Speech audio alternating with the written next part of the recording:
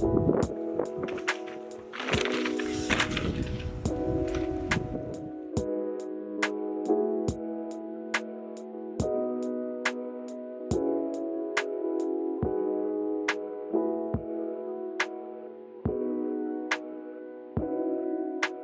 guys, this is Owen Davis. I'm going to give you a quick rundown on my Eminent Haste for 2023 and go over some key parts on it.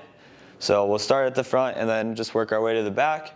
So we have our tag metals bars. I chose to go with a 31.8 clamp diameter to get a little more forgiveness for the long EWS stages.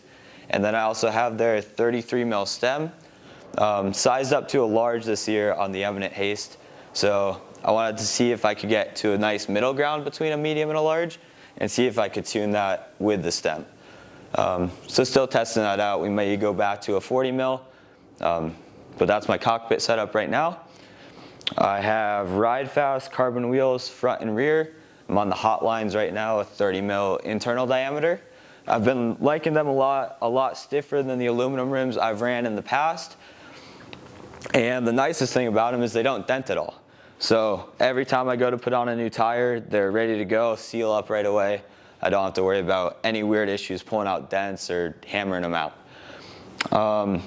Back to the front here, we have a Fox 38 Performance Elite, all the same technology that's been out for a couple years with the Performance Elite forks, Grip 2 damper, and I'm doing a couple things with fluid focus to really tune it into what I like, probably a little more high-speed compression dampening, just because we're hitting most stuff at higher speeds than what the average rider that Fox tuned for.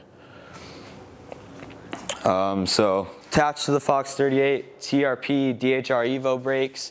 Just got on these this year. They're super helpful for longer runs also. No fading, consistent modulation down the entire run, and they really handle heat well. I'm only on 200 mil rotors. I don't really see a reason to go to 220 right now. So I've been happy with those for the month I've been on them right now. Okay, and then this is my Eminent Haste 2023 frame. It is a unique frame in the sense that we have a mid-high pivot, and so it has a rearward axle path. We have 15 millimeters of rearward axle path on this bike. So it really helps with when you're hitting a bump with your rear tire, the tire wants to go back. It doesn't want to go straight up like most bikes force it to. Your fork is moving back. So your rear should also move back on an enduro bike or a downhill bike. I'm using a Fox X2 Air right now to control the suspension. I'm also going to try out a DHX2. So we are able to run both shocks on the bike, just a matter of personal preference with which one's going to be better for you. All right, so moving down a little bit, we're running Crank Brothers pedals this year. Super easy to get in and of them and out of them, especially for the mud courses in Europe or Tennessee. So really liking those right now. Also on their shoes for this year. So the interface between the pedal and the shoe is super nice. Sometimes some shoes don't like certain pedals, so now I know I'm set with Crank Brothers. Running full Shimano XT drivetrain right here. I have a tendency to break the railers a lot, so we're just on XT.